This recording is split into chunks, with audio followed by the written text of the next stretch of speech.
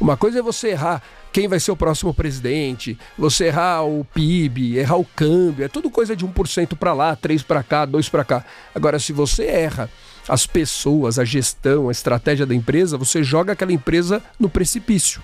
Que assim, a pessoa não fica rica do dia para noite. É o compounding. Isso que o Otávio estava comentando, né? O fundo deu esses 22% ao ano, multiplicou por 70 vezes. E se der mais 10 anos disso, a cota vai para 500. É um cara botar 100 mil em 30 anos ter 50 milhões. É assim que fica rico.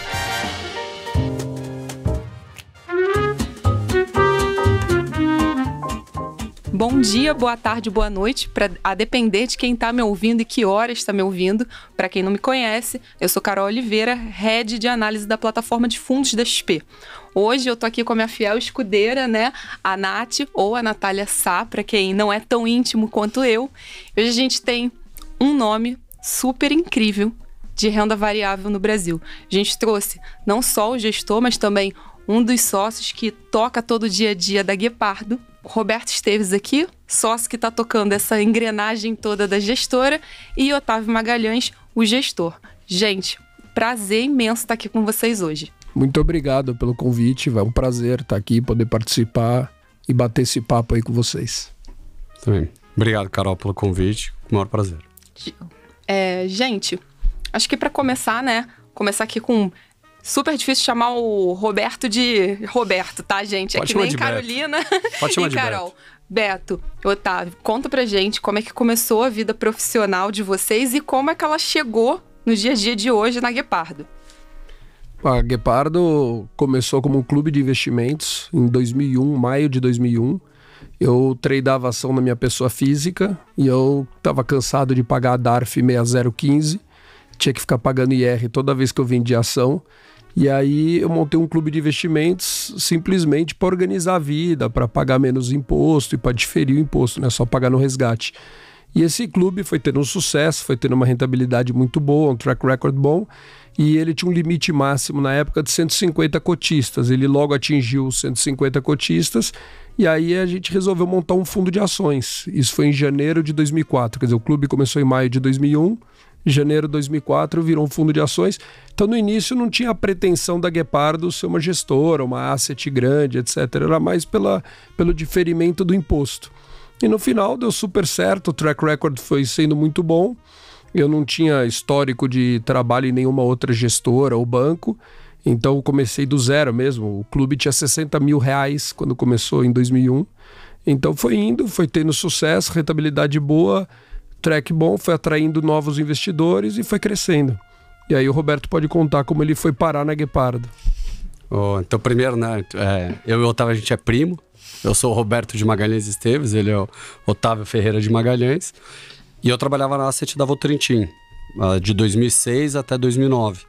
Em 2008, quando eu estava naquele high de commodity, todo mundo desesperado com inflação, né? Eu focado na parte multimercado. Os nossos avós faleceram muito cedo assim, 2001 foi quando o nosso avô faleceu. Então eu tinha pouco contato com o Otávio, na pessoa física. Eu sabia mais que ele tinha Guepardo, que era muito bom em ação e tal. E aí eu falei, tem o meu primo, que é super bom em commodity e tal, pode ajudar a gente para dar um pouco de color da onde que vai pro futuro. Isso foi no final de 2008, um pouquinho antes quando estava começando já a crise. E aí em 2009 eu já queria sair da Votorantim, mandei meu currículo para ele repassar para os amigos de multimercado. Porque eu falei, você conhece todo mundo aí, me coloca aí em alguém que você ache bom. Aí você continua. E aí eu interceptei o currículo dele e falei, ao invés de ir para outro multimercado, que você não vem trabalhar com equity. E aí ele resolveu ir para lá. Na época ele falou, mas eu não sou analista de ações, não entendo de ações. Eu falei, não, isso é o mais fácil. Isso lá em 2009, no início de 2009. Aí ele veio para a Guepardo, rapidamente virou um excelente analista, depois foi diretor de análise da Guepardo, fez outras coisas, diretor de operações, fez tudo.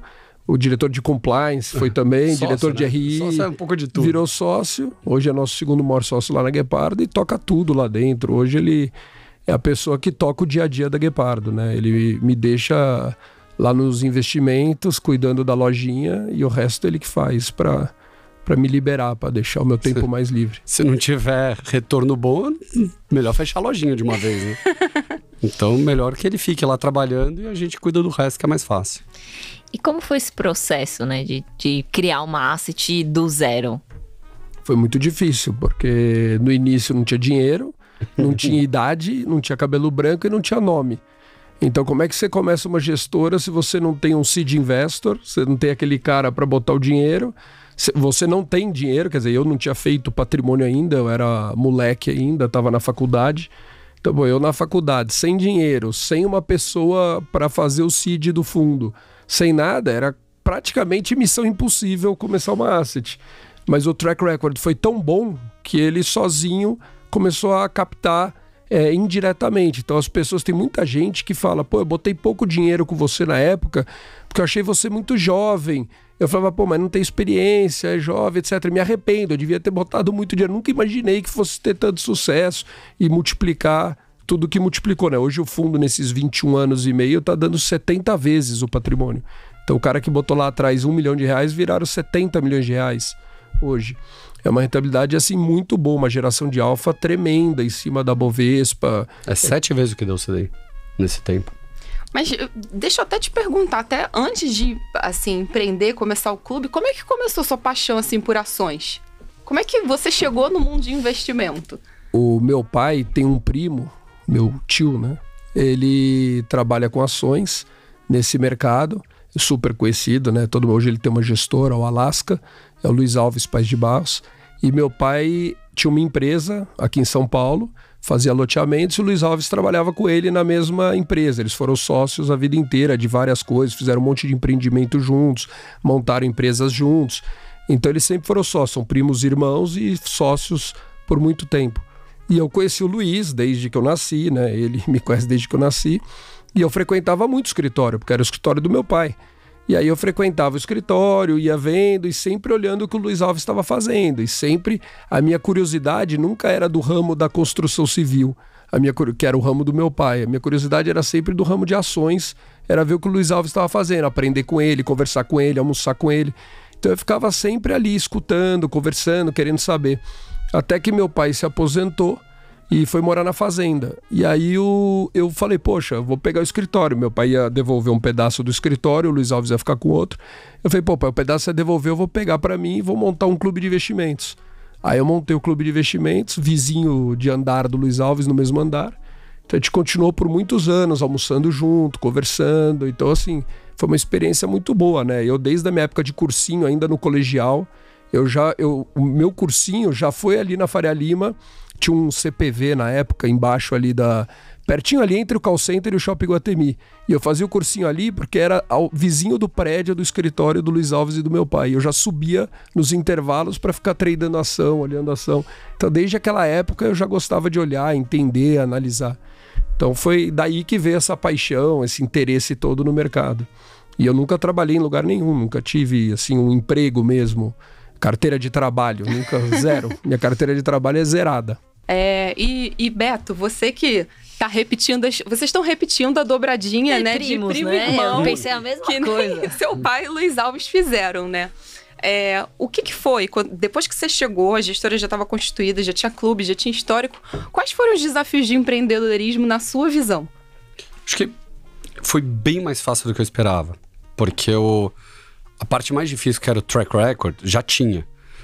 Eu tinha uma experiência com fundo de pensão na Votorantim, porque eu acabava mexendo em alguns fundos multimercados que eram de fundação. E honestamente eu nunca tinha entendido fundação investir em equity. Porque a renda variável e CDI no Brasil, né? Tô falando de Bovespão, careta. O CDI ia melhor que o Bovespa sem volatilidade. Então eu não entendia por que o fundo de pensões... Quando eu cheguei lá, vi que eles tinham um fundo que gerava um mega alfa contra o CDI. Não fazia day trade, não ficava girando carteira, não alavancava. Então tinha exatamente o perfil de fundação. Falei, vocês têm o produto perfeito para fundação. Então eu cheguei lá, tava com 180 milhões em 2009. Aí a gente transformou o fundo para institucional, um fundo de 2007. Em 2009 a gente só botou ele na época o 3456, depois 3792, aí foi indo. E o único trabalho que eu tive foi pegar o comitê que já existia e documentar. Então eles tinham todo o processo, só não estava no papel. O que é muito fácil. O difícil é quando você tem que implementar o processo. Então, não tem comitê, agora vai ter que ter um comitê. Aí fica muito mais difícil a vida. Mas já existia tudo. Então foi só pegar, eu fiz um trabalho de secretariado. Eu só ia fazendo os manuais. Na época, né, a gente nem tinha Ambima, selo Ambima. Hoje em dia, né, você nem consegue abrir uma gestora. Sim. Acho que isso também é uma diferença, né? Quando ele montou a gestora lá em 2004, era mais fácil você montar. Obviamente teve todo o trabalho, porque você não tinha o seed money, então você teve que meio que... O negócio teve que ir subindo devagar ao longo de praticamente uma década. Hoje em dia, para você montar uma gestora, já tem que vir um fund of funds grande, fazer um seed money, tem que ter 3 diretores já na CVM, então mudou, né? Vamos dizer, a barreira de entrada deu uma dificultada em novas gestoras. Mas foi muito mais fácil do que parece, porque já tinha. E graças a Deus a gente começou o processo em 2009, a primeira fundação entrou em 2010. Então não demorou para dar resultado. Então foi muito bom, porque aí, obviamente, os sócios viram e falaram, pô, realmente é uma veia de crescimento importante. Hoje, praticamente 1/3 do patrimônio são de entidade de previdência. São 28 que investem com a gente. Então, e é um público que gosta, que entende, que tem uma visão de longo prazo. Então, pra gente... mais resiliente. Exato. Então, é muito cômodo pra gente. E pensando aqui, vocês já estão falando do passivo, de 1/3 está em fundações, minhas antigas casas. Como é que está a estrutura da Guepardo hoje? Seja em número de pessoas, seja também em AUM. Nós somos 12 pessoas hoje lá na Guepardo. Um pedaço do time fica numa sala de investimentos, né, que é onde a gente discute os cases, os investimentos, as teses, fala com as empresas, faz os calls, troca ideia entre a gente. E do outro lado, a outra metade do escritório fica administrativo, compliance, risco, toda a parte operacional da Guepardo. Nosso time tem muito tempo lá, né? Os maiores sócios sou eu, o Roberto e o Rafael, que é um dos nossos analistas, já está lá há mais de 10 anos com a gente. Ele era do Pátria. E são as pessoas e os outros analistas também, são todos muito sêniores, sócios, todos são sócios, todo o time de investimento. Então, assim, as pessoas... são aquelas pessoas que não são... A gente brinca lá na Guepardo, que não é para ter um número enorme de analistas de enfeite, para falar que tem, nossa, meu time de investimentos tem 25 pessoas. A gente não acha a menor graça nisso. A gente quer ter aquele cara que a gente confia, que traz conforto e convicção pra gente. É aquele cara que eu falo, eu daria dinheiro na mão dele para ele alocar para mim. Então o cara tem a cabeça boa, o risco-retorno bom, sabe olhar as empresas, o qualitativo, os setores. Então essa pessoa que não é um enfeite lá dentro, se torna sócio. Então, se o cara entra na Guepardo para trabalhar, para virar analista, ele fica lá 6 meses, 1 ano, não virou sócio, ele vai embora automaticamente. Ele vai querer ir embora para não perder o tempo dele, e a Guepardo vai querer que ele vá embora para também não perder o nosso tempo. É ganha-ganha, porque às vezes não bate, às vezes o fit é diferente, às vezes o cara é um investidor de mais risco, de venture capital, de startups, pensa em outros business de growth, não é um velho investor como a gente. Então é difícil a filosofia bater. O cara precisa gostar muito e olhar muito aquilo parecido com o que a gente faz. Essa nossa filosofia de investimento tem no máximo 14 empresas dentro do fundo. É raro, ninguém tem isso. É um fundo concentrado em 14 empresas. A gente se obriga a concentrar justamente para gerar mais alfa do que a indústria. A gente fala, qual que é o segredo aí nosso desses 21 anos gerando muito alfa, sendo o fundo que mais gerou alfa nesses 21 anos do Brasil? Eu acho que o grande segredo foi a concentração. E a gente, quando o Roberto chegou lá em 2009, ele não contou isso, mas ele pegou e falou assim, pô, o que deu certo de 2001 a 2009? Pô, vocês nunca tiveram mais de 14 empresas dentro do fundo. Vamos criar uma regra que nunca vai ter mais de 14 empresas dentro do fundo? Vamos, criamos essa regra. Mas essa regra existe porque é o que deu certo. A gente fazia porque a gente tinha um time sempre pequeno dentro da Guepardo e a gente não olhava muito empresa. Então hoje a gente se obriga, se quiser colocar 15ª dentro do fundo, precisa vender uma. Então você pega a menos barata, sai para comprar uma mais barata. Você quer fazer isso, pode trocar a ação, mas não pode botar 15. Então isso te obriga a gerar alfa. Você não tem aquela carteira de 30, 40 empresas que você vai acabar num índice, você vai acabar gerando Bovespa mais 1, Bovespa mais 2 e não Bovespa mais 10, 11, que é o que a gente fez em 21 anos. Então você acaba ajudando, né? Acho que essa geração... Por isso que a nossa correlação também é uma das mais baixas do mercado com os concorrentes. Porque no final todo mundo tem 25, 30, 35 empresas e acabam tendo aqueles mesmos nomes, um overlap grande de nomes. A gente tem um overlap muito pequeno de nome, uma intersecção pequena entre os outros fundos. Então, nosso fundo acaba ficando bem diferente. Então, em períodos como agora, 2021, 2022, que os juros subiram e muita gente sofreu, a gente acabou se destacando por ter uma carteira completamente diferente da indústria. Interessante. Por que 14? Não 13, não 15? Porque era o número que tinha no histórico. Era o número. Podia ter sido 12, 15... Bom, é o que vocês falaram. Não tem nada cabalístico. Foi literalmente a gente 8 olhou... anos de 14. Exato, a gente olhou qual foi o máximo. 14, então fechou 14. Foi 14 pra todo mundo, tá bom. A gente tem era nada o muito técnico. 2001, 2009 era o melhor fundo durante 9 anos seguidos. Roberto chegou lá na Guepardo, tinha que fazer a apresentação, apresentar para os investidores. Criou todos os processos e os manuais em cima do que existia dentro da Guepardo. Aí todo mundo perguntava, mas quantas empresas? Tem um limite máximo de empresas dentro do fundo? Tem, 14. É o que foi história aqui. Você nunca teve mais de 14? Não, olhou, pegou lá os 8 anos, nunca teve, ok, pá, 14.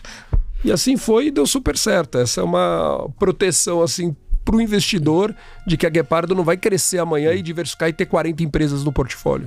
E qual que é a filosofia de investimento por trás das 14 empresas? Não, é retorno absoluto, né? O que a gente olha muito na empresa, a gente nunca olha assim, o índice tem isso, então se eu não tiver isso do índice, eu vou ficar para trás do índice ou para frente. Tanto faz, a gente não quer nem saber o que tem no índice, pouco interessa pra gente. A gente não se compara com Bovespa, IGPM, mais alguma coisa, ou CDI. A gente olha a empresa mesmo, se ela está muito descontada do valor intrínseco ou não. Então, primeiro a gente vai no qualitativo da empresa. Por que o qualitativo? Isso é uma coisa que não existia lá atrás.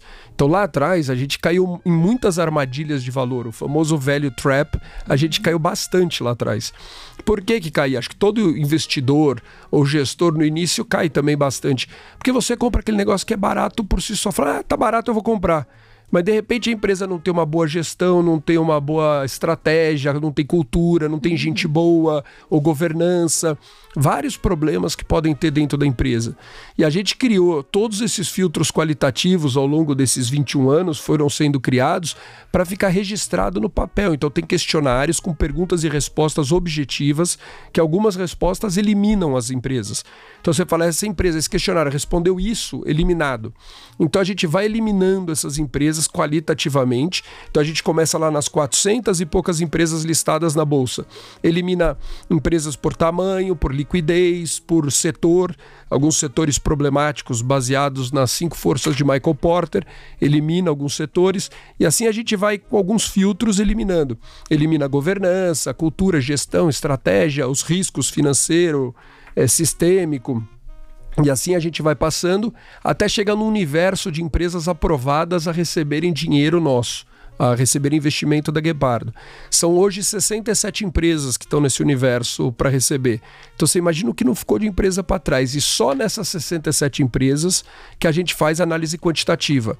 Aí a gente faz o fluxo de caixa descontado, vai na empresa, vai nos concorrentes, visita, vai conhecer, vai debulhar, conversar com os controladores, com os minoritários, ex-funcionário, funcionário atual, entrevistar, saber tudo, ver o que está acontecendo lá fora, aqui dentro. Aí é um trabalho super complexo e árduo para você criar esse fluxo de caixa descontado e saber se aquela empresa está descontada ou não.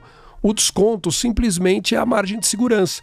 Então você compra uma empresa que você fala, pô, no meu fluxo de caixa descontado deu que ela deveria valer 100, ela tá 50, eu vou comprar. Ah, mas eu errei na minha projeção de PIB, botei lá que ia crescer 1, cresceu 0, o PIB foi 0.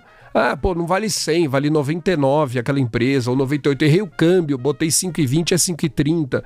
Tudo isso vai te mudar o 100 para 99, 98, ou 101, 102, mas eu tô pagando 50. Então eu estou comprando aquele negócio com desconto tão grande do valor intrínseco que a minha margem de segurança é tão boa. E qual que é o grande risco quando você não faz o qualitativo antes? É o 100 vira 50. E você compra uma empresa ruim, então a governança é ruim, então o cara vai te roubar, ou as pessoas são ruins.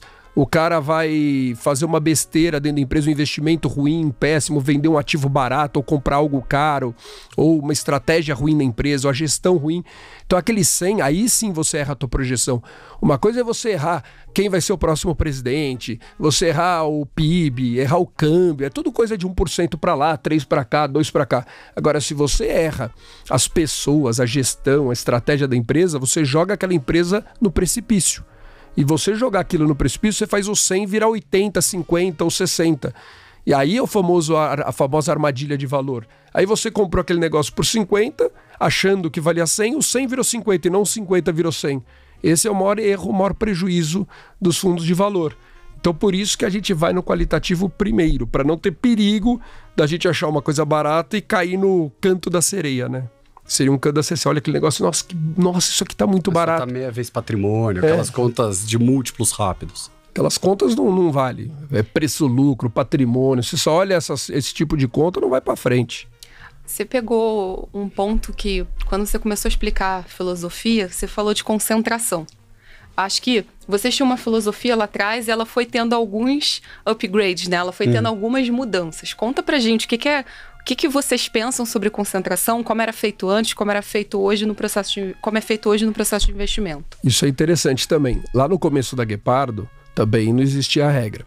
Aí a regra era que a gente nunca teve mais do que 35% do fundo em nenhuma ação. Então a gente falava, não vamos mais ter mais que 35%, não vamos concentrar. E assim veio vindo os 35%. E a gente nunca errava um case grande. Então quando a gente colocava 20%, 25% ou 30% numa empresa do fundo, a gente não errava. Então até 2013, 14, durante 14 anos, lembrando que começamos em 2001, a gente nunca tinha errado um case grande, só cases de 5%, 6%, 3%, 1%.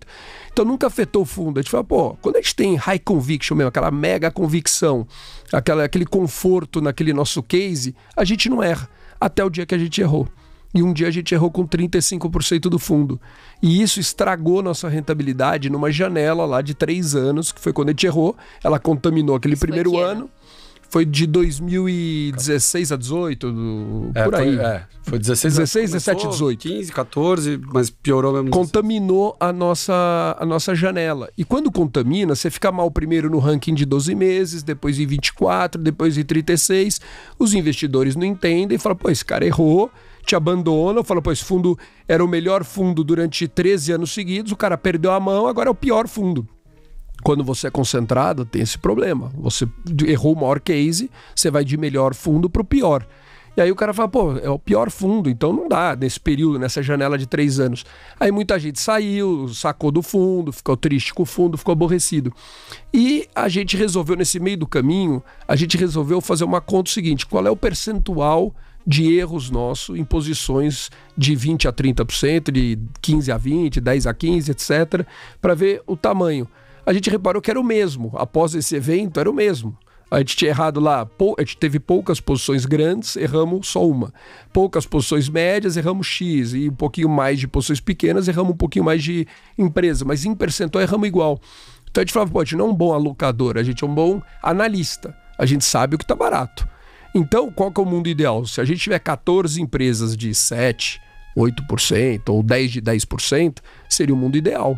Você acaba minimizando o risco do fundo. É óbvio que isso é difícil. Tem um case que você tem mais conforto, tem outro que você ainda está estudando, começando, tem um que você não tem tanta certeza, tem um que você fala, isso aqui está piorando muito, ainda vai cair muito o preço da ação antes de subir. Então, às vezes, você tem mais numa, menos na outra, 15 numa, 5 na outra. Mas com isso, você vai montando uma carteira mais, vamos dizer assim, mais equilibrada. Menos aquelas grandes posições de 20% e poucas de 1%, 2%. Ter mais posições parecidas, mais homogênea. E com isso, a gente acha que isso melhorou muito a nossa gestão. Porque se você pegar a nossa geração de alfa de 2019 para cá, é maior do que a geração de alfa histórica do fundo. Então, todo o alfa que a gente veio gerando, a gente é o fundo que mais gerou alfa contra a Bolsa em 21 anos e meio. Se você pegar em 4 anos... Além da gente ser o fundo que mais gerou alfa, a gente gerou muito mais do que a gente gerou no resto. Mesmo se você deletar o período que a gente errou o case grande. E voltamos para a liderança. A gente tinha perdido a liderança nesse período de erro de 2016 a 2018. Estragou, né, a nossa rentabilidade. Alguns fundos que existiam na época que a gente começou ultrapassaram a gente nessa época. E a gente retomou de 19 a 22. Nosso fundo continuou subindo a cota e retomamos aí essa posição aí. Foi muito bacana, porque hoje o fundo continua grande e com rentabilidade boa, né? Com alfa bom. Acho que teve também o negócio de empresas alavancadas, que a gente olhou mais, não só olhar o retorno, mas olhar também tudo bem, eu tenho um retorno muito bom, mas se é uma empresa, né? Normalmente empresas com retorno muito alto são empresas mais alavancadas. Pô, vamos esperar um pouco mais, vamos deixar desalavancar. O próprio caso, por exemplo, a Ânima, que está mais contada, mas não necessariamente é a maior posição. E uma Vulcabras, que é a que está mais, vamos dizer, que tem a maior posição do fundo, não necessariamente é que tem o maior upside, mas é uma empresa praticamente caixa líquida. Isso é algo que os gestores, as gestoras, né, e os alocadores não olham muito. Muita gente chega na história, aliás, 100% das pessoas chegam na nossa história e falam assim, mas qual é o limite máximo de concentração por empresa? Ah, é 15%, é 20%, é 25%. Todo fundo tem uma regra. A gente fala, não, essa regra está errada. Tem que ser por ativo. Se a empresa é desalavancada, como o Roberto falou, eu posso concentrar mais. Se a empresa está mega endividada, alavancada, menos, porque a minha exposição àquela empresa é maior, através de dívida, não só do equity. Então, e muita gente não olha isso. Isso também foi uma das coisas que mudou. Então, além da gente ter abaixado o limite dos 35% para 25%, nas empresas alavancadas, o limite é bem diferente. Tem empresa lá como o caso da Ânima, que é o maior upside para a gente da Bolsa, mas o nosso limite é muito mais baixo, está abaixo de 14% hoje. Então, cada empresa hoje tem um limite diferente dentro do fundo. Então, isso também, o 25, essa empresa é desalavancada, líder de mercado, tem pouca volatilidade no resultado, etc. Sim, 1000 qualidades para poder atingir os 25. Então é isso que eu acho que mudou, e muito alocador veio no nosso escritório conversar com a gente sobre isso, e eles mudaram a política deles. Falaram, nossa, que interessante, agora a gente vai inserir isso no questionário, porque não adianta ter um limite 20% ou 15% e o cara pega e só põe empresa alavancada. Aí não adianta você ter 15% de uma empresa mega alavancada, você tem mais risco do que o que tem 25% numa não alavancada. E falando em checklist e ainda em processo de investimento, quando você estava falando do processo, citou várias coisas que muitos fundos que a gente conversa, né, tema ESG, muita coisa do checklist, né, que vocês têm, vocês não se colocam, né, como não está escrito no nome como ESG. O que vocês veem de cross-check, assim, de ESG e nesse processo de investimento? Seja que falta ou que não. A gente, lá no passado, a gente já tinha os nossos questionários, eles vêm evoluindo, todo ano a gente está melhorando o nosso questionário, é um melhoramento contínuo. E o Roberto, que faz a parte do RI, ele era muito questionado. O pessoal falou, mas foram vocês ESG? Mas vocês se preocupam, mas vocês olham a governança da empresa, o meio ambiente, etc.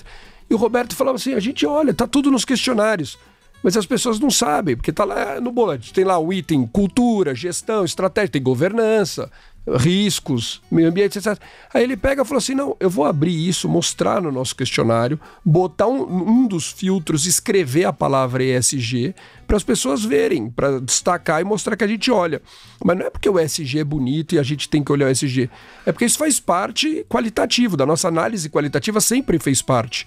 Antes de existirem o ESG, a gente olhava separadamente essas 3 letras. Quer dizer, isso daí era separado dentro do nosso filtro.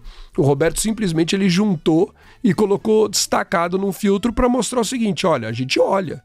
Isso aqui é importante para a empresa ser aprovada qualitativamente. Então acho que isso foi uma das coisas que o Roberto fez bem feito lá na Guepardo para mostrar para as pessoas a nossa preocupação, né? E que existe. Tanto é que desde o início do fundo, vamos dizer, back in the days, quando não tinha ainda a cultura de ESG, você tem 3 empresas que são muito claras, que são, vamos dizer, não ESG. Que seria a Souza Cruz de tabaco, que já até fechou capital, Forjas Tauro e Meternit, que era de telha, de amianto. A gente nunca teve no fundo. Mesmo sendo, mas ela era uma empresa barata. Mas tudo bem, pera pouco. O amianto dá câncer no funcionário? Pô, tô fora, não queremos ter. Ou empresas que tinham um problema de corrupção? Pô, não queremos ter. Então, muito antes de ser uma, vamos dizer, da moda ESG, tinha sempre essa preocupação qualitativa, que é empresa que não se preocupa com esse tipo de coisa não vai pro target. Aí a tiro do investimento fica muito ruim. Essa é a preocupação diferente, né? Acho que a gente faz tudo isso para proteger o nosso dinheiro, o nosso investidor e nós sócios que estamos no mesmo fundo que o investidor. Essa é a ideia. Nunca foi uma ideia de ESG, fazer propaganda do ESG, aparecer, etc. Foi uma ideia de proteção mesmo. É importante qualitativamente mesmo. Não é que é uma coisinha que inventaram agora e você tem que colocar lá. Vocês falaram de Vulcabras. Eu sempre lembro desse exemplo, porque assim, os últimos anos eu venho falando com o Beto em diversas reuniões e esse nome está sempre presente. O que é turnover médio, né? O que é giro da carteira médio de vocês? O nosso sonho era que a carteira tivesse o menor ciclo para maturar os investimentos possíveis, que ela girasse muito rápido. Quer dizer, eu quero encontrar uma empresa que vale 100, comprar por 50 e depois de um mês já vender ela por 100. Isso seria um sonho. Imagina a TIR do fundo, ia ser espetacular. Isso não acontece, é muito difícil. Então, na média, os investimentos ficam por volta de 3 anos dentro do portfólio, na média. Já aconteceu de investimento ficar 7 anos dentro do fundo. Agora, os investimentos que ficam 6 meses, 1 ano, 8 meses, são fantásticos. Quando você vai olhar a TIR desses investimentos, pode comprar um negócio por X, passou lá 8 meses, vendeu por 2X, putz, é um espetáculo. Fica maravilhoso. Isso contribui muito para a TIR do fundo, né? O nosso fundo tem uma rentabilidade histórica lá de 22% ao ano, líquido de taxa de administração e performance. Isso significa quase 27%, 28% ao ano bruto. Quer dizer, essa foi a TIR dos investimentos que a gente fez. Então, quando a gente tem um investimento que dá 18 de TIR ou 19, um dos maiores investimentos mais bacanas que a gente fez na nossa vida, em multiplicação de dinheiro, demorou tanto para ser realizado, ficou 7 anos dentro do portfólio, foi um investimento que ficou mais tempo no portfólio e a TIR acabou sendo de 18,8%. Foi uma TIR abaixo da nossa média que prejudicou a rentabilidade do fundo. Parece estranho falar que um investimento de 18,8% ao ano durante 7 anos é ruim. Mas no nosso caso foi ruim. Ele ficou tanto tempo dentro do fundo, o mercado demorou tanto para enxergar o que a gente estava enxergando lá atrás, que no final foi ruim para a gente. E qual foi o investimento? Hoje é a atual Simpar. Na época era a JSL Logística. Era a empresa que era dona da Vamos, da JSL Logística, da Movida, de todas. A holding chamava JSL. Depois eles transformaram a Simpar em holding. E a JSL fez um re-IPO somente da parte da logística. Mas a Simpar, a gente estava enxergando ela muito barata, compramos ela no final de 2012, a gente foi até 2018 aumentando a posição, e a ação só caía durante 6 anos seguidos. E a gente falou, pô, a empresa vai bem, a empresa está entregando resultado, a empresa montou a Movida lá dentro, a gente viu a Movida nascer lá dentro, crescer e fazer o IPO, depois a Vamos, a gente vendo a Vamos lá dentro. A gente falou, meu, olha o que tem de oportunidade aqui dentro, olha o que tem de empresa sendo montada aqui. E o mercado não enxergava, a empresa era small cap, era ilíquida, não tinha cobertura nenhuma do mercado, o sell side não olhava. A gente falava assim, pô, isso daí não adianta, vai demorar. Aí, num belo dia, lá para agosto, setembro de 2018, descobriram a empresa e a ação resolveu andar, né? Daí foi um espetáculo, multiplicou por 9 em 12 meses. 1 ano e meio, 1 ano, 9 vezes. Foi muito rápido. A Vulcabras, por exemplo, a gente já está quase 5 anos na empresa. É que vai aumentando posição, né? Que nem o Otávio comentou, não é? Do nada já vai para a maior posição. Você vai construindo, vai criando conforto. Era uma posição muito pequena a Vulcabras. Era uma empresa bacana, mas que tinha lá seus problemas, tinha a Zaleia dentro da empresa que a gente não gostava, e não tinha a Mizuno, que a gente ama hoje que tem. Então, assim, tinham várias coisas dentro da empresa, qualitativamente, que não faziam ela ser um case, assim, que brilhava os nossos olhos. Até que ela comprou a Under Armour, comprou a Mizuno, licenciou a Zaleia para a Grendene, quer dizer, ela fez tudo o que a gente imaginava de bom qualitativamente. Aí o qualitativo melhorou. A gente falou, nossa, agora essa empresa é espetacular. Focada em tênis esportivo. Não tem mais sandália feminina, que eles não é o core deles. Eles não sabem ganhar dinheiro com isso. Então o qualitativo acertou. Quando acertou o qualitativo, a gente falou, o resultado é consequência disso. A escala, a sinergia entre Mizuno e Olímpicos, que são as marcas de tênis que eles têm além da Under Armour. Toda essa sinergia, tudo isso que está sendo feito, esses 20 mil pontos de venda, tudo isso que tem dentro da empresa, isso aí vai potencializar muito os resultados, o ganho, a margem, etc. dessa empresa. E aí que o ano passado, entre 2020 e 2021, a gente aumentou muito a nossa posição. E aí a gente virou o maior acionista minoritário da empresa, montamos uma posição bem grande e virou a maior posição do nosso fundo. E aí a ação começou a andar, começou a entregar, divulgar bons resultados, e a gente vem colhendo os frutos disso, desse investimento. Hoje na plataforma vocês têm um FIA, um institucional e um de previdência. Qual que é a diferença entre mandatos? O FIA e o institucional são iguais. A diferença é que tem aquela regra que o institucional não pode fazer day trade E o de previdência, ele tem uma regra extra que ele não pode passar de 15% em nenhuma posição. Então, no caso de Vulcabras, por exemplo, que a nossa maior posição é mais de 15%, ele acaba tendo uma carteira diferente, porque ele não pode ter mais Vulcabras igual aos outros fundos. Mas só isso que muda, ele é um fundo mais diversificado, vamos dizer, mais equilibrado entre todas as posições. No primeiro semestre isso foi ruim para ele, que a Vulcabras andou mais do que as outras posições, mas agora no segundo semestre tem sido bom para ele que as outras posições estão andando mais que a Vulcabras. Então ele está melhor do que os outros. Agora, julho, agosto, setembro, ele está performando melhor. A gente tem também o 70, né? A gente tem o Prev 100% e um Prev 70 para investidor em geral. Uma coisa legal também de vocês é que, eventualmente, vocês criam veículos de co-investimento. Vocês podem falar um pouquinho mais desses veículos? A gente gosta.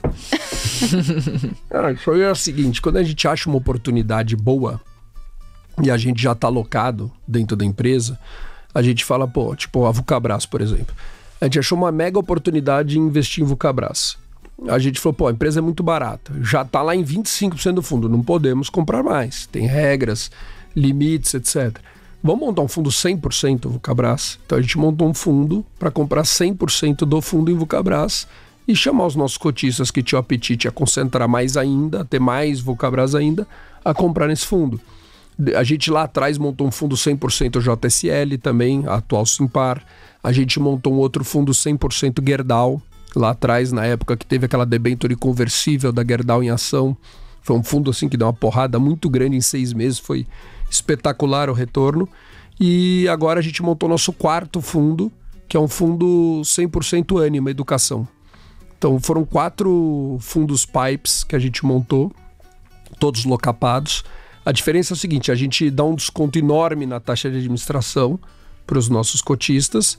Em troca, eles pagam performance para a gente e eles locapam dinheiro. Quer dizer, o lockup do dinheiro fica bem grande aí. E isso é para proteger o cotista, não é porque a ação não tem liquidez. É porque muitas vezes... Ele não sair mesmo. Pra ele não sair, é proposital. O da JSL foi impecável. Muito cotista queria sair no low. Porque a JSL, a gente montou esse pipe em 2015 da JSL. E a ação só caiu até 2018, durante 3 anos. A gente falou, imagina se não tivesse o lockup, todo mundo teria resgatado. Aí de 2018 para 2019 multiplicou por 9 a ação. Então a gente salvou todo mundo com lockup. Mesma coisa para Vulcabras, mesma coisa para Gerdau na época. A Gerdau foi muito rápido, deu dinheiro em 6 meses, acho que só subiu. E o da Ânima também tá indo super bem aí, não teve perrengue no meio do caminho. Nem o da Vulcabras teve muito... O susto foi no O único que ficou negativo foi o da JSL, a cota, mas depois no final foi um espetáculo, foi um retorno muito bom dos 4. Os 4 pipes deram muito certo. O primeiro deu 100% em 6 meses, devolvemos. O segundo deu 25% ao ano nos 5 anos, devolvemos. O da Vulcabras tá dando perto de 100%, 75, 80 em 1 ano e meio.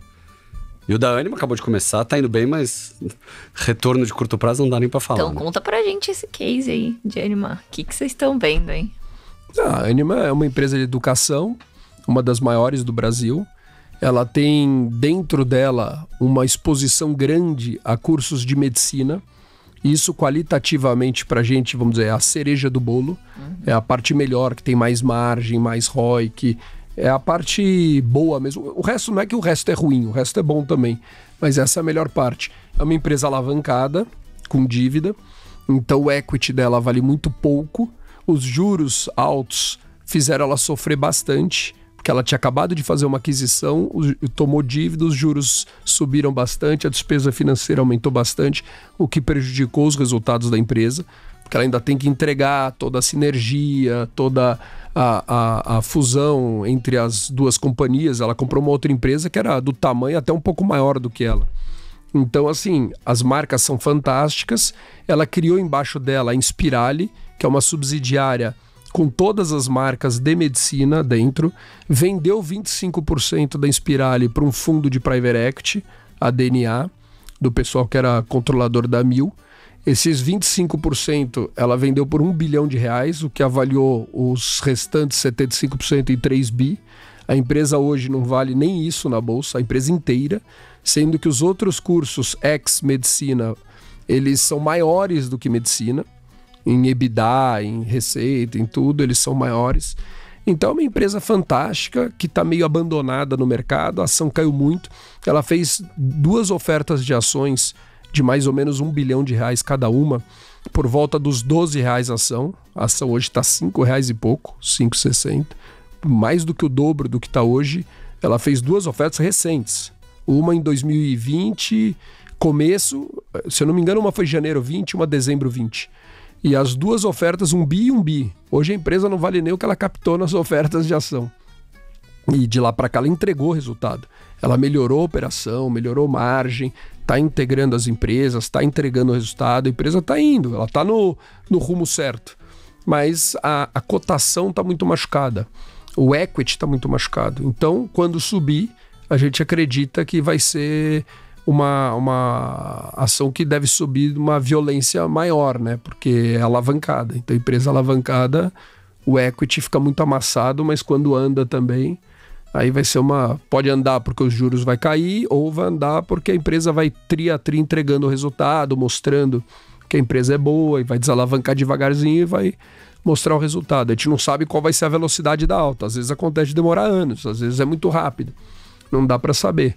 Mas é hoje a empresa mais descontada na nossa visão na Bolsa. E vocês comentaram na filosofia de investimentos que vocês eliminam alguns setores. Quais são esses setores? Um exemplo que a gente sempre gosta de dar, que é mais conhecido, né, que todo mundo sabe, são as airlines. Pô, você fala companhia aérea. Toda companhia aérea, assim, sempre teve problema, né? Todo mundo aqui conhece e viu o que aconteceu com VASP, Varig, Transbrasil. E fora do Brasil também, por aí, Alitalia, mundo afora, você vê toda hora tem uma TAP, toda hora tem uma com problema aí, que ou funde, ou é comprada, ou acaba, ou fecha, ou encerra a operação. E aqui no Brasil não é muito diferente e continua com esse problema, né?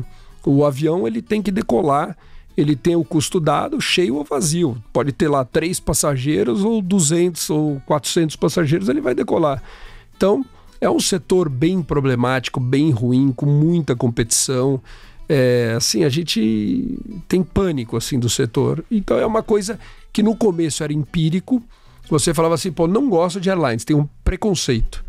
Mas por quê? Aí você vai estudar, aí você vai lá nas 5 forças de Porter, você fala, por que eu não gosto desse setor? É por isso. Aí você vai, em cima desse teu questionário, que outros setores se parecem com esse? E que eu também poderia bloquear e não cair nessa armadilha mesmo sem conhecer o setor. Porque às vezes você vai num setor, por exemplo, há um tempinho atrás, tinha um grande problema dos bancos pequenos. Você falava, por que banco grande tem ROI acima de 20 e ganha muito dinheiro e o banco pequeno não consegue? Todo mundo fala, pô, banco pequeno, isso eu tô falando pra você, quando eu comecei a trabalhar, assim, toda semana um banco explodia. Aí você fala assim, mas não é possível, quebrando tanto banco pequeno, eles não conseguem. O Itaú, o Bradesco, o Banco do Brasil, o Santander, o Safra, cada um ganhando mais dinheiro todo dia. E você olhava e falava assim, pô, qualquer crise que tem corrida bancária. O cara saca do pequeno e corre e aplica no grande. O Porto Seguro, onde ele vai salvar o dinheiro dele, é no banco grande. Então o banco grande nas crises, na correria, ele capta dinheiro barato e em volume grande. E os pequenos têm corrida de saque. Então o passivo deles, o banco já é um business muito alavancado. Os caras estão sempre mega alavancados, né? Ele toma dinheiro de um e empresta para o outro infinitas vezes, 10, 11 vezes o capital dele. Então você olha assim, pô, já é um business mega alavancado. O cara tá lá alavancado e não tem o passivo casado com o ativo. Ele pode perder aquele passivo dele e quebrar no meio do caminho. Além de não ter escala, sistema, eficiência, não saber dar crédito, não saber montar carteira direito, que os bancões sabem, já tem muita coisa, tem muita bagagem, muita história. Então eles não conseguem. Então é um setor que a gente bloqueou. A gente falou, pô, banco pequeno, não investimos. Só nos grandes. Então a gente subdividiu o setor de bancos em 2, falou, banco grande está autorizado, banco pequeno não está. E assim foi. Diversas coisas que a gente foi montando aí no meio do caminho e foi vendo quem sabe fazer, quem não sabe qualitativamente, foi expurgando isso para concentrar o nosso trabalho. Que a gente falava, pô, a gente tem um time pequeno de pessoas que a gente confia. A gente quer focar naquelas 67 empresas e não ficar perdendo tempo nas quase 500 empresas de capital aberto. Então, como a gente foca nisso? Eu não posso ficar olhando tudo que existe na Bolsa. Então, foi uma maneira de excluir isso. E vocês entram em IPO? Raramente. Porque a IPO tem um problema que não dá tempo de você analisar. O cara chega, te liga e fala assim, vai ter IPO da empresa tal daqui a 20 dias. Tá Posso hot. te visitar? Tá hot. Aquela Parece folia. padaria. Quer 4 pães? Vou levar o CEO, o CFO e o RA no teu escritório. Você tem 18 minutos para bater papo com ele. Como 18 minutos? Como é que eu vou conseguir fazer uma análise em 18 minutos, entender a estratégia do cara, a gestão, a governança, a cultura, e investigar, cliente, falar com concorrente, visitar a empresa, a fábrica, a indústria do cara, as lojas, quando tem. Como é que vê o sistema, vê o funcionando, fazer a diligência completa em 18 dias. É impossível. E conversa em 18 minutos, normalmente, que você tem para bater papo com o cara. Então você fala, não dá, é humanamente impossível. Então você não consegue ter o conforto de que aquele business qualitativamente é bom para você e conforto no teu quantitativo. Fala, essa empresa realmente vale 100, eu tô pagando 50? Ou essa empresa vale 50, 80 ou 100, eu não tenho ideia, e eu tô pagando um número que também não tenho ideia, eu posso perder muito dinheiro ou ganhar muito dinheiro. Vira uma loteria. Então, às vezes a gente entra, mas a gente entra em cases que a gente, por exemplo, no IPO da Vamos, a gente entrou, porque a gente já conhecia muito a Vamos da época da JSL, que é a Simpara Hold. A IPO da Movida, a gente entrou, mas a gente já conhecia muito a empresa, porque a gente viu. Ancorou, né? A gente foi o maior investidor da IPO da Movida. Mas porque a gente estava lá atrás, olhando, acompanhando. Então, alguns IPOs que dá para você acompanhar, entender, ficar durante anos, entender a estratégia, a gestão, a governança, etc., a gente pode entrar. Conta que a gente tem aquela garantia, aquela tranquilidade que o nosso modelo está correto, que aquilo é aquilo mesmo, que vai entregar, a gente conhece o management, conhece todo mundo, aí vamos. Agora, entrar por entrar na folia, não. E deu muita oportunidade, né? Que tiveram muitos IPOs que foram feitos nos últimos anos que derreteram. E tem coisa muito ruim e tem coisa muito boa. Então, e no final, tudo meio caiu muito. Então, a gente conseguiu agora, durante anos, você olhando aquelas empresas, acompanhando, estudando, você consegue se separar o joio do trigo e consegue enxergar coisas boas. Então, tem algumas empresas que fizeram IPO nos últimos anos que já estão na nossa carteira. Agora, não na época do IPO, a gente achou caríssimo e a gente não tinha tanta convicção. Agora a gente tem muita convicção que estão baratas e que o business é bom qualitativamente. Então acontece da gente entrar muito depois. E do checklist de vocês, né? Então tem os setores que vocês não gostam, vocês eliminam. Tem alguns setores que acabam se destacando ali e algum especificamente agora que vocês estejam otimistas? A gente nunca faz essa análise top-down, né? A gente nunca vai pro setor e falar, vamos comprar. Sempre é bottom-up. Mas, obviamente, que tem setores que estão fantásticos, entregando, como é o caso Vulcabras, por exemplo, tênis. Tênis esportivo está vendendo super bem, está indo bem no Brasil, a empresa ganhando market share, ganhando volume. Você olha para o setor inteiro, o setor está se organizando. Antigamente, o Brasil era uma liquidação do mundo. A Adidas e a Nike vinham no Brasil e liquidavam o tênis do Brasil. Então, aqui amassava preço, fazia volume, era uma zoeira o mercado. E esse mercado, a partir do momento que a Nike foi para a mão da Centauro, a Under Armour foi para a mão da Vulcabras, a Mizuno foi para a mão da Vulcabras, esse mercado foi se organizando e as pessoas querendo ter rentabilidade, ter margem, etc. E o câmbio ainda ajudou subindo. Então, quer dizer, o câmbio subiu, a indústria local ficou mais competitiva. Hoje, mais de 70% dos tênis vendidos no Brasil são fabricados no Brasil. Não é mais aquela chuva de tênis que vinha do Vietnã, da China e Malásia, etc. Então eles são fabricados aqui.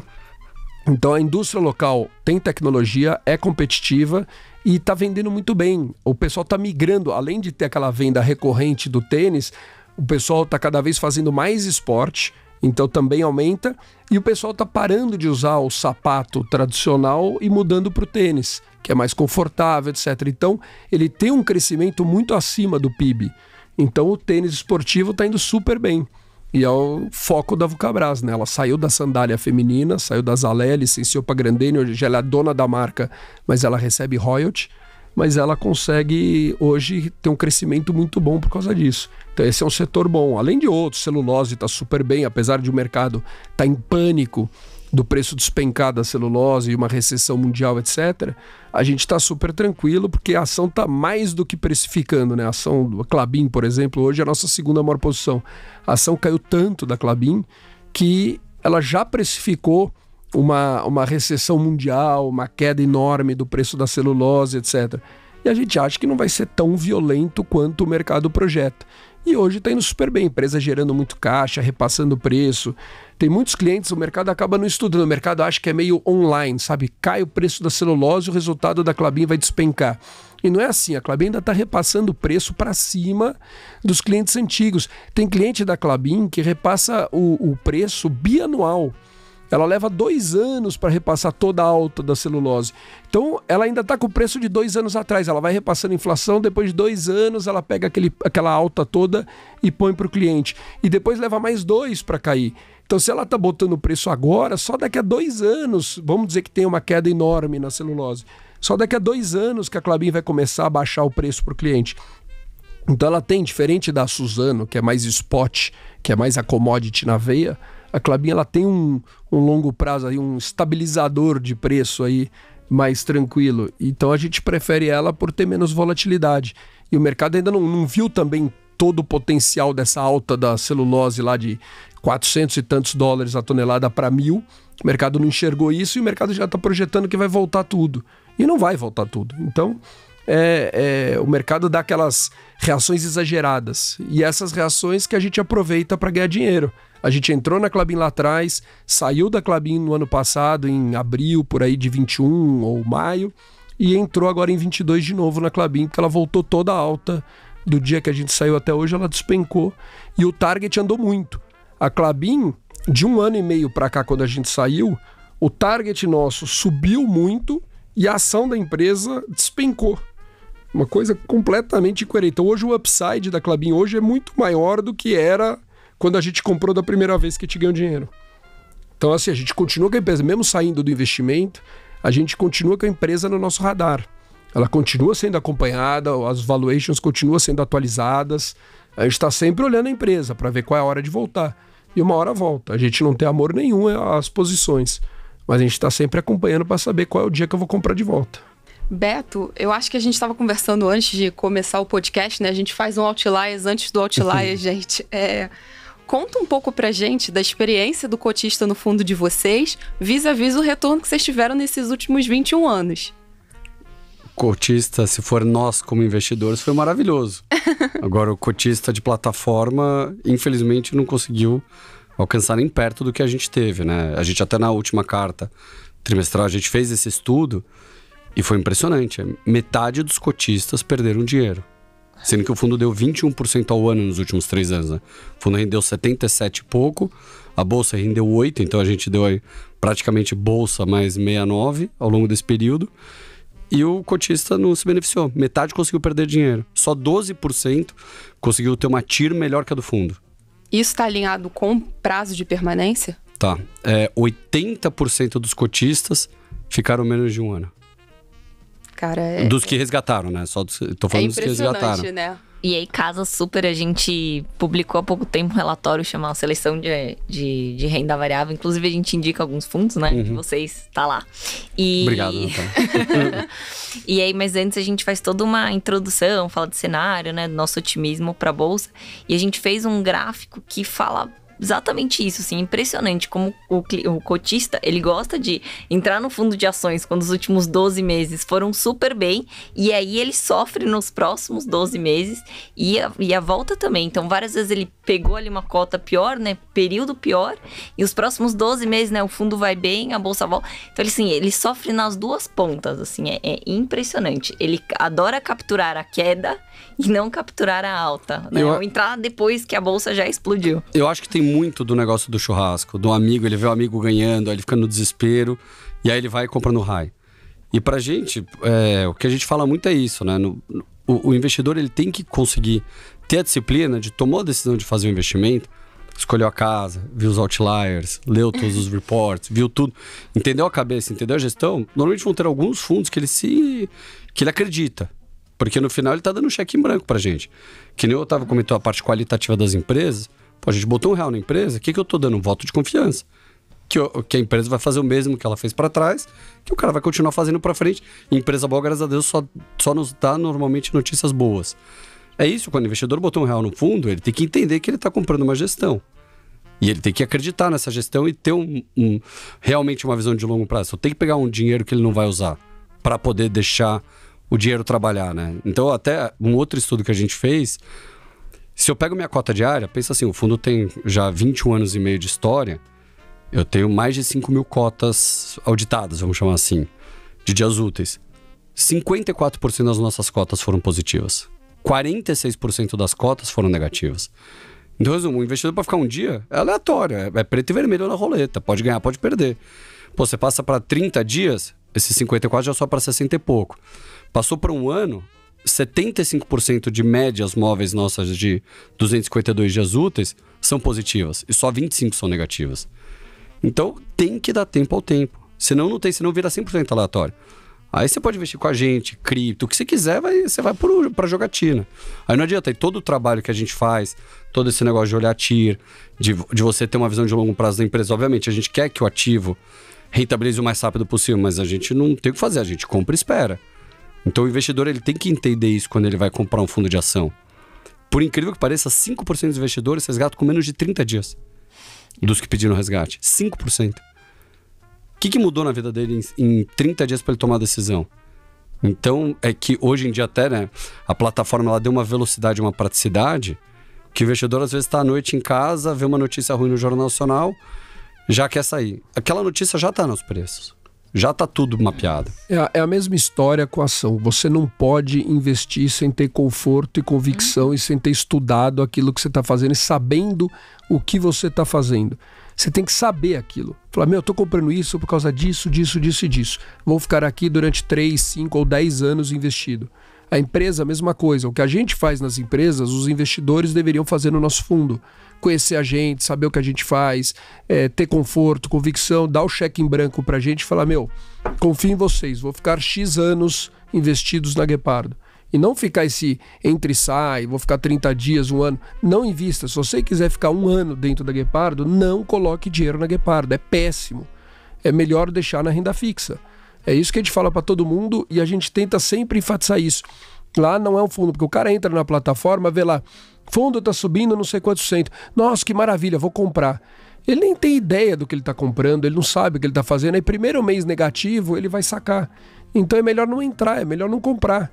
Estude, entre e fique no longo prazo. A gente quer que o nosso cotista fique feliz, saia ganhando dinheiro, que fique durante 3, 5, 10 anos com a gente, e não 6 meses, um mês ou um ano.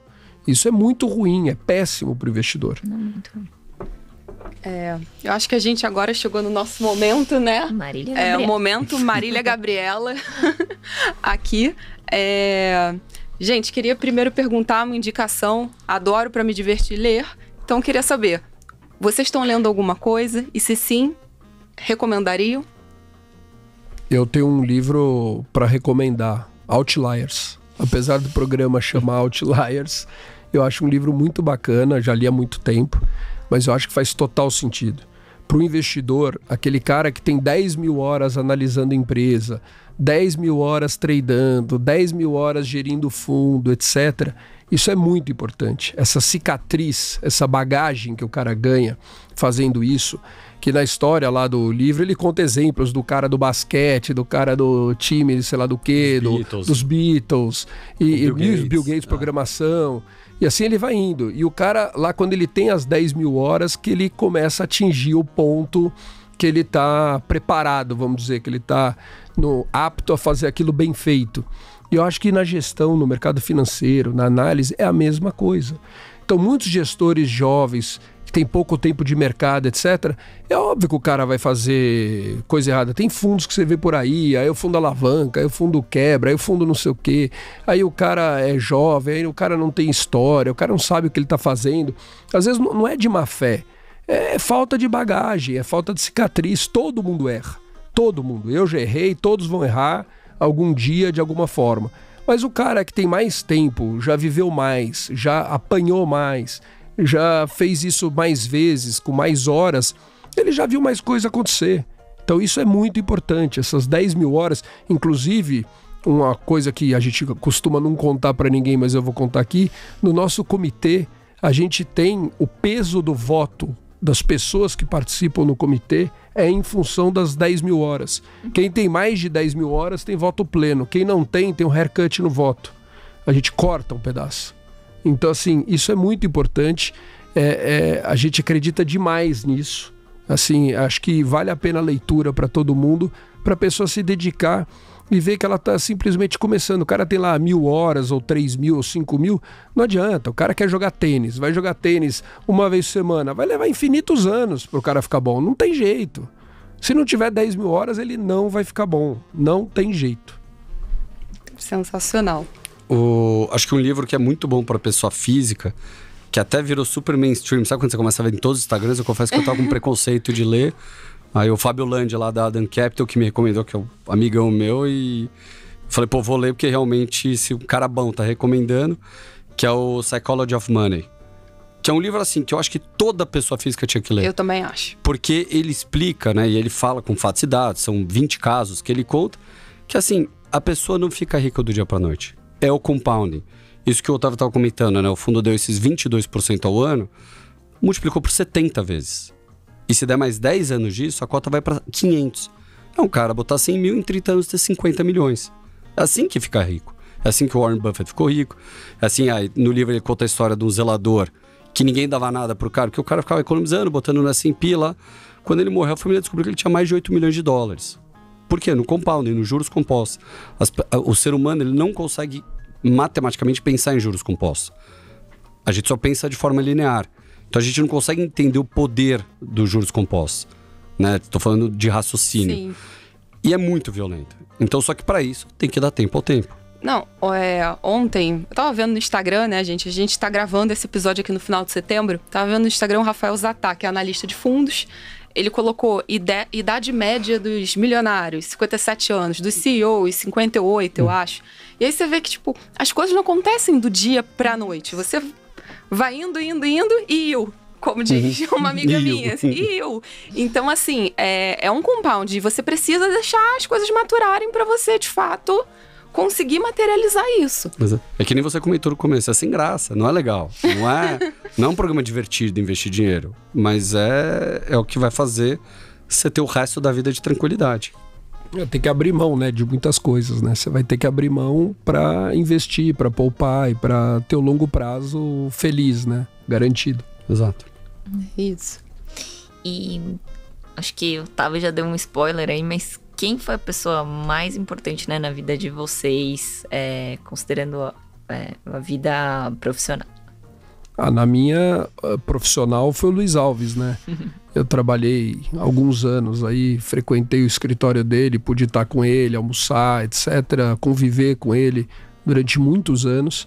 Então isso foi muito bacana para mim, né? Foi um aprendizado que eu acho que foi uma oportunidade tão fantástica que, assim, eu tento ajudar e fazer o mesmo e despertar isso em outras pessoas. Esse é até um dos motivos que eu tô aqui, que eu vou em outros programas e que eu faço Zoom com muitos investidores que pedem, até investidores pequenos ou pessoas que nem investem, turmas de MBA de faculdade, etc. A gente acaba fazendo Zoom, acaba conversando, batendo papo, porque eu acho que se eu tive essa oportunidade, essa sorte, eu acho que vale a pena para mim também retribuir isso para a sociedade e para outras pessoas. Então, eu acho que foi, assim, fantástico. Para mim, é uma pessoa que me inspirou muito. Na época não existia todo esse conhecimento sobre Warren Buffett e análise fundamentalista.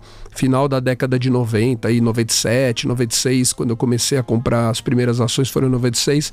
Isso aí não existia, a gente nem ouvia falar, não tinha os livros do Warren Buffett. Aqui no Brasil ninguém falava desse assunto. E eu olhava o Luiz Alves e via tudo que eu leio e tudo que eu vejo nos últimos 10, 15 anos sobre Warren Buffett, é tudo que o Luiz Alves sempre fez, sempre falou. É a cabeça dele mesmo, sem ele saber quem era o Warren Buffett ou acompanhar o Warren Buffett.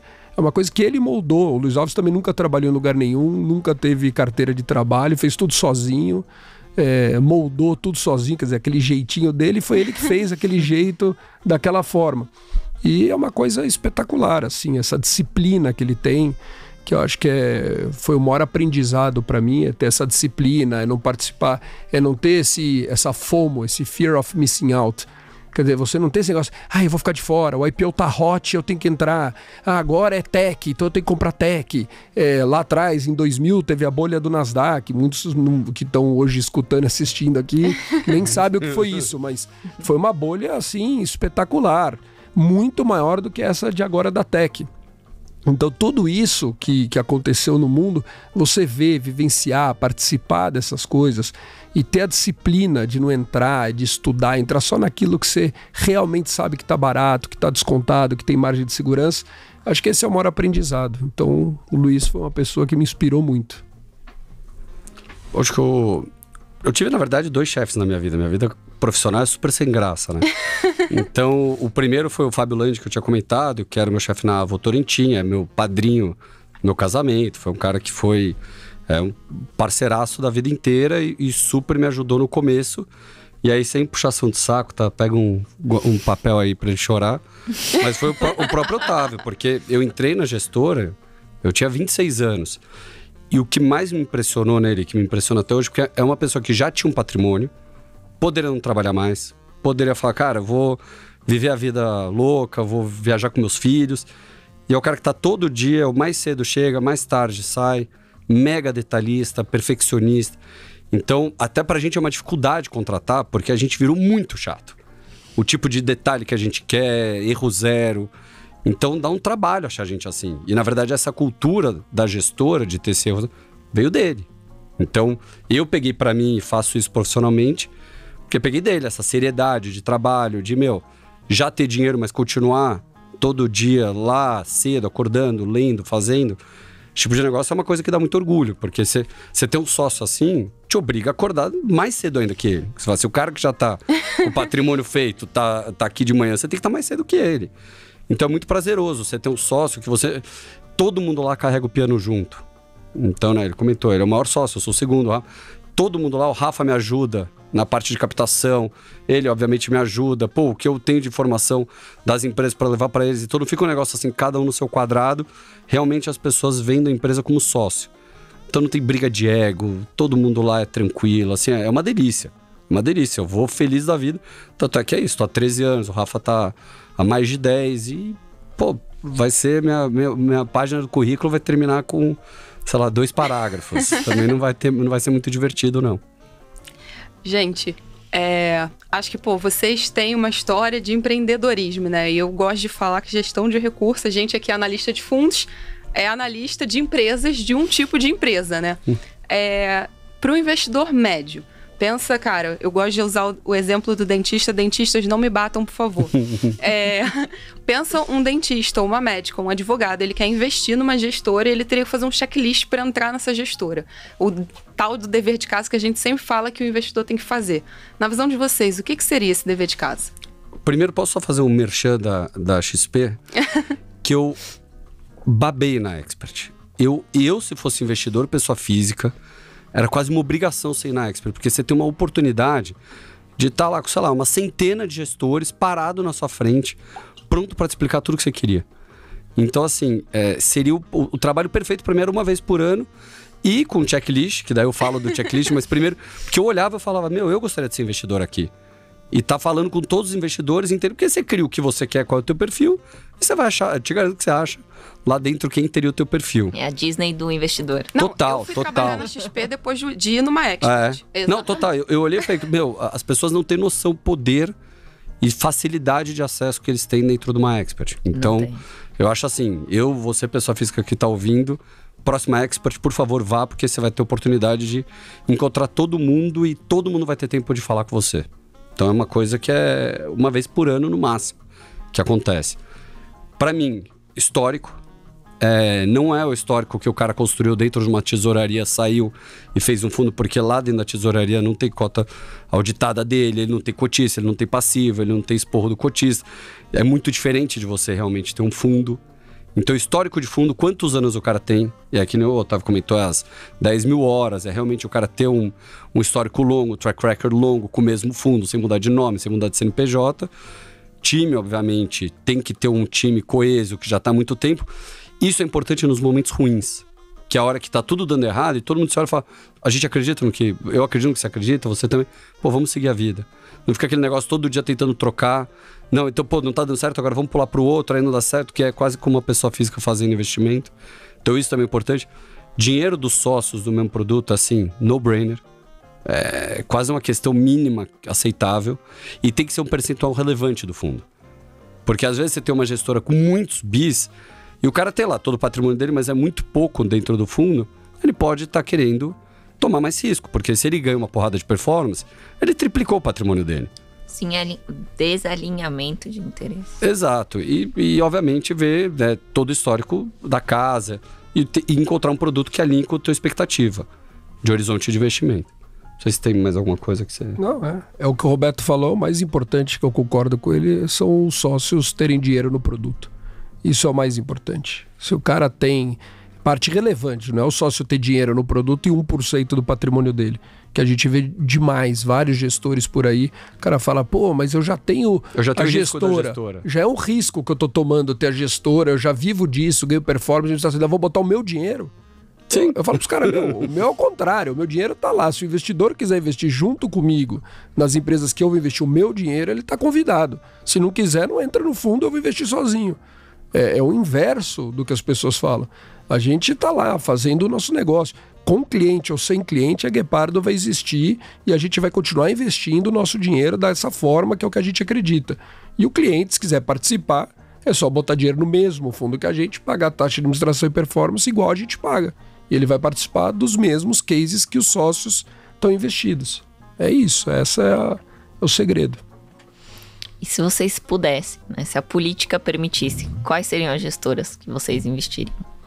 Eu não conheço, como eu nunca trabalhei em outro lugar, nem banco, nem gestora, eu não conheço as gestoras por aí, não conheço os bancos, então eu não conheço os fundos para falar, eu não sei o que eles fazem, não sei como funcionam os comitês, eu nunca trabalhei como alocador de recurso, como eu disse, nunca visitei, nunca fiz due diligence em lugar nenhum, então eu não sei como são os processos. Então tudo isso que eu acho que as pessoas deveriam conhecer na Guepardo, que eu tento explicar o que é na Guepardo, o que a gente faz, as pessoas deveriam fazer nas outras gestoras também, para conhecer. Então eu não sei qual gestora tem dinheiro do sócio ou não, como pensam os sócios, o comitê, o time, a equipe. O que eu conheço é o Luiz Alves, que eu trabalhei com ele muito tempo, então eu sei como ele, Luiz Alves, pensa. Então assim, o Luiz Alves tem um fundo dele, com todo o dinheiro dele, e eu sei como ele pensa. Então assim, é um cara que eu daria dinheiro, mas acho que antes do Luiz Alves, tem os sócios lá da Guepardo. Se eles tivessem um fundo deles, eu colocaria dinheiro no fundo dos meus sócios. Porque eu acho que assim, eles são tops. Eu brinco que todo mundo fala assim, tá, você é o gestor do fundo, você que fundou, etc. Você não sabe o time que tá lá dentro. Os caras lá dentro são melhores do que eu. E eu falo isso e as pessoas não acreditam. E os caras são muito bons. Eu confio em todos, eu colocaria dinheiro na mão de todos. Não tem enfeite lá. Não tem analista lá para enfeitar. Aquele analista que diz, não sei, será que ele é bom? Será que ele... Não existe isso lá. Espirrado. O cara é espirrado.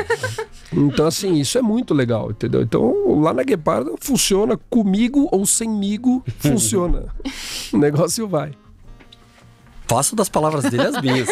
Tá fugindo porque ele conhece, mas... Não, eu também não conheço, porque eu entrei em 2009, antes eu era de multimercado. Eu acho que tinha gestoras que tinham uma cabeça semelhante à nossa, né? Várias famosas. E que ao longo do tempo foram mudando, foram indo mais para growth.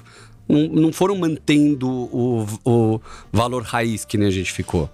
Então, e não só isso eu não conheço. Eu conheço o track record deles histórico. Mas que nem ele falou, para eu investir meu dinheiro, eu faria a mesma... Se eu tô falando pra pessoa física fazer a diligência, eu, se fosse botar meu dinheiro, iria fazer o mesmo trabalho. Como eu não conheço, como eu nunca fui alocador, nunca mexi com fund of funds, nunca botei dinheiro em outro fundo de equity sem ser o da gestora, eu realmente também não tenho conhecimento de quem são os caras bons. O que eu posso falar é quem parece ser bom, entendeu? Isso sim existe, que nem ele falou, tem track record bom, você olha lá, a Dínamo, Tempo Capital, eu não conheço ninguém da Dínamo e ninguém do Tempo Capital, mas eu vejo que são fundos que existem desde a época que a gente começou, quando a gente começou lá em 2000 eles já existiam e tem um track record muito bom, são fundos com rentabilidade muito boa. Agora, o que eles fazem, como funciona, se tem comitê, se tem dinheiro do sócio, se não tem, eu não faço a menor ideia como eles pensam, etc. Agora, o histórico é fabuloso.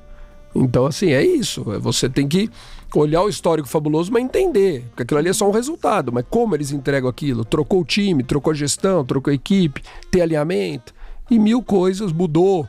A estratégia mudou ao longo do período, que às vezes o cara tem uma estratégia que está dando super certo, mas mudou a estratégia no meio. Ou o fundo cresceu muito. O fundo cresceu muito e o cara não consegue ligar o dinheiro porque o fundo era pequeno, agora o fundo é grande e ele não consegue mais ganhar dinheiro. Então tem tudo isso, né? É importante olhar. Sem dúvida. Gente, vou colocar aqui uma pergunta nova, né? Eu tava brincando aqui com a Nath antes. Mas aqui a gente também é democracia, né? Então eu queria ouvir de vocês, pra gente encerrar nosso episódio.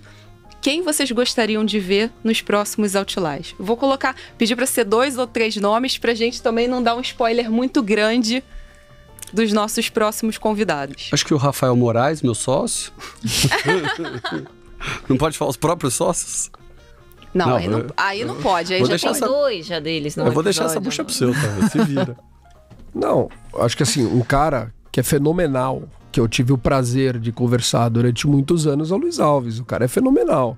Ouvi ele falando aqui, eu acho que hoje em dia ele não tá dando mais entrevista, ele deu uma brecada nisso, né? Eu ouvi dizer aí, pelo menos todos os lugares que eu tenho passado, eles falam, pô, o Luiz não fala mais com ninguém, não quer mais aparecer, dar entrevista. Acho que ele freou. Mas ele é um cara fenomenal. Esse é um cara que, pra mim, é um cara que deveria passar esse conhecimento, essa bagagem toda que ele tem. Ele deveria abrir mais e ajudar a gente a convencer ele. Catequizar mais. E é com vocês, pô. Eu não vou, pô. Pra mim ele é intocável. O cara que me ensinou, etc. Eu ainda vou chatear ele. Não, deixa ele. Pra mim ele já fez muito favor pra mim. Só de deixar eu conviver com ele alguns anos já foi espetacular. Mas tem um monte de gestor, todos esses fundos espetaculares com rentabilidade boa. E histórico longo. E histórico longo e bom, pô, deveriam ser convidados, pô. Por quê? Entender como esses caras fazem isso. Quer dizer, como é que esse monte de cara aqui ganha dinheiro 20% ao ano durante 20 anos seguidos? Tem vários. Quer dizer, vários não, né? Tem 3, mas... Ô, Carol, pra você ter uma ideia, o número de CNPJs, de FIAs, que são de 2001 ou antes, né? Desde que a gente nasceu o primeiro clube, é menos de 3% da indústria. São 97 fundos. E isso eu tô contando assim. Alta. Itaú, Top Ações, Itaú, All Petrobras, fundos antigões do Itaú. Mas número de CNPJs de FIAs são 97. E tem um número interessante que, se eu não me engano, 90% dos FIAs que existiam em 2001 não existem mais. Sim, morreram. Sumiram. Exatamente. Ou morreu, ou fechou, trocou o CNPJ, trocou gestor, ou acabou, devolveu o dinheiro do cotista, ou quebrou. Assim, não existem mais.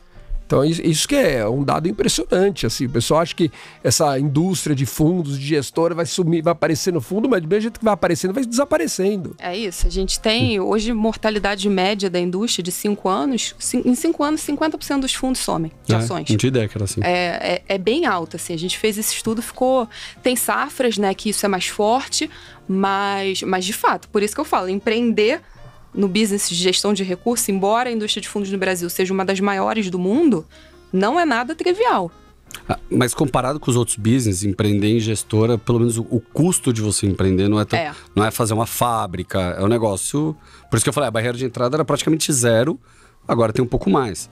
Mas tem muito business que você ser um empreendedor... Capital intensivo, Ser empreendedor no Brasil já é quase impossível. Essa é uma das vantagens que eu gosto lá na Guepardo, é que a gente é pequeno em número de pessoas, são só 12 pessoas, então o custo é baixo. Então a gente com PL alto ou PL baixo ou PL só dos sócios, a gente consegue pagar as contas, sobreviver e dar lucro. Então a Guepardo nunca, mesmo num período ruim, etc., ela nunca ficou um mês sem dar lucro. Então a empresa dá lucro todos os meses há 21 anos e meio. Então assim, ela nunca teve um mês de prejuízo. Assim, então é espetacular isso, porque você consegue uma estruturinha lá de 12 pessoas, que você fala, pô, quase todo mundo é sócio. Todo mundo trabalhando dentro da Guepardo, num escritório pequeno, focado, etc. Porque tem muita estrutura que você vê hoje de gestora. Pô, o cara monta uma estrutura, tem lá 200 funcionários, um monte de fundos, não sei o quê. Perdeu o PL, tomou resgate, tem que fechar. Ele não tem como sobreviver, não sustenta aquele negócio. Ficar mandando gente embora. Vira um negócio com muito custo, a despesa fica muito grande. Na Guepardo é o inverso, a despesa é mínima. Então, assim, o negócio funciona. Isso é um negócio também que o alocador ele acaba acelerando tanto pro bem quanto pro mal. Sim. Porque aí você tem que ter tantas pessoas. Aí o cara vai lá e contrata 40 funcionários. Porque senão você não tem a equipe correta. Uhum. E aí é um castelo de areia, porque aí ele capta, vai lá para 5, 10 bi. E gestor é castelo de areia. Você monta, você é o gênio, aí você vai mal, aí desmonta, aí você monta de novo. Então é importante você ter um negócio que pare de pé. E aí o que acontece? Aí quando ele começa a ir mal, que ele tem que começar a mandar embora, o mesmo alocador que aprovou ele fala, pô, agora tem que desaprovar porque você teve muito turnover. Aí acelera a queda dele. Aí depois, no final, o alocador faz ele para 10 bi, o alocador faz ele para 0 de novo. Então pra gente prefere assim, a gente vai fazer o time que a gente quer. E o alocador que tenha conforto de entender por que a gente tem menos analistas, mas são caras que estão com a gente há muito tempo, não vamos ficar colocando enfeite aqui dentro. Pô, eu quero ter gente que vai agregar no comitê, não tá lá só por tá lá. Aí melhor não ter, entendeu? Isso dá muito conforto pra gente. Esse negócio de você não dançar a música do cliente, do alocador, você dançar a sua música e ele é convidado para participar, quer dizer, você quer participar disso com a gente, da nossa forma, do jeito que a gente é, você não vai interferir na nossa estratégia, na nossa filosofia, na nossa maneira de ser, no número de funcionários que vai ter aqui dentro, nada. Ele pode falar coisas que a gente pode concordar e modificar e aprender, ou coisas que a gente não concorda e entrou no ouvido e saiu no outro. Agora, a gente não vai se adaptar ao alocador. Ele que tem que olhar, pô, esse produto é bom pra mim? É, ok, vou colocar. Não é, não gostei desses caras, pouca gente, só tem 12 pessoas, tô fora, vou investir em outro lugar, prefiro uma asset com 100 pessoas. Ótimo, cada um escolhe o seu. Mas a gente é desse jeito, então assim, o cara quer, funciona dessa forma. Mas agora, esse negócio que o Roberto falou de desaparecer gestora, lá na Guepardo você nunca vai ver isso acontecer. Não tem como, pode sair todos os clientes que ela continua funcionando, dando lucro, tudo normal. Como com cliente ou sem cliente, ela tá funcionando. Com isso você dorme muito tranquilo. Muito tranquilo. Gente, pra gente encerrar aqui, vocês falaram muito da gente fazer diligência de gestores, né? De, poxa, a pessoa física tem que buscar conhecer os gestores, estratégia, mandato. Eu queria perguntar, quem quiser procurar vocês em redes sociais ou LinkedIn, como é que acha? A gente tem um Instagram que a gente sempre coloca todas as informações, que é Guepardo_Investimentos. Temos também no LinkedIn. Então, assim, o que a gente mais tenta é passar tudo possível de informação para o investidor, para ele ter tranquilidade. Então, vocês vão ver, a gente é super acessível, pode mandar e-mail, não tem frescura lá dentro. E se tiver, pode reclamar pro Otávio, tá? Se a equipe de relação com investidores não estiver trabalhando direito, pode mandar e-mail pro Otávio que ele vem reclamar. Mas o que a gente gosta é dar toda a liberdade pro investidor para ele passar de toda maneira possível como a gente pensa. E por que a gente dorme tranquilo? Momento de pandemia, momento de crise. Porque é isso, o tipo de investimento que a gente faz são empresas sólidas. Então, isso a gente põe direto no nosso Instagram. Vários cases, várias teses, como que aconteceu, por que a gente está com conforto. Então, é um jeito fácil do investidor poder estar mais próximo da gente no Instagram, Guepardo_Investimentos. Gente, eu gosto de fazer um jabá também da página de conteúdo xpi.com.br, que a gente fala dos mandatos dos fundos que a gente distribui, e a Guepardo tá lá. O meu Instagram é natalia.d.sa e, né, obviamente tem que falar da plataforma também de conteúdos que a gente publica. Então é importante vocês saberem que depois do episódio, né, que a gente vai ao ar, a gente também tem um relatório que chama Indo a Fundo no Outliers, então que a gente vai pegar algum tema aqui e vai abordar um pouco mais a fundo. E corrigir aqui que eu falei do relatório, a gente solta todo mês, chama Seleção de Fundos, e aí do último mês, né, foi Seleção de Renda Variável. Gente, para quem quiser também me acompanhar no Instagram, eu não sou tão frequente quanto eu gostaria, mas eu prometo que eu vou melhorar, @RSO_Carolina. Gente, foi um prazer falar com vocês hoje.